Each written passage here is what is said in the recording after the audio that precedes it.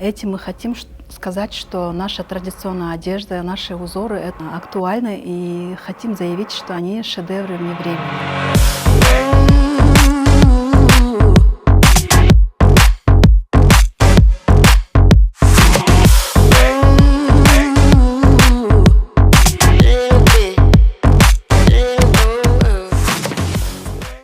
Мы вдохновлялись нашими узорами, которые создавали наши предки. И сегодня придумали и тоже свои узоры и создали вот такой клетчатый узор.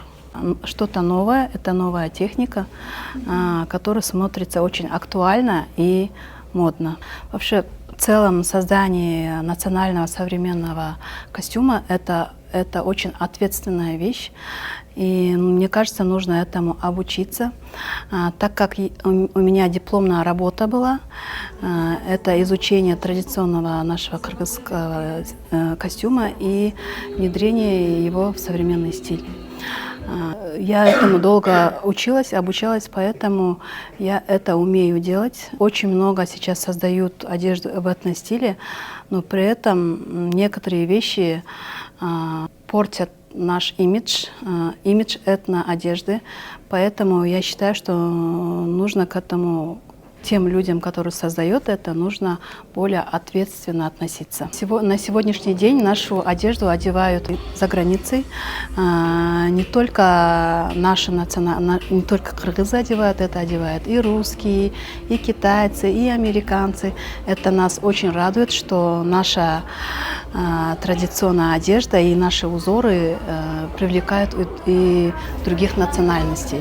Мне кажется, это очень хороший шанс для нас, для того, чтобы рекламировать нашу культуру и нашу одежду. Мы к этому и стремимся, это наша амбициозная цель. Мы считаем, что ни Gucci, ни Chanel мы будем кеште, и я считаю, что мы будем новым мировым брендом.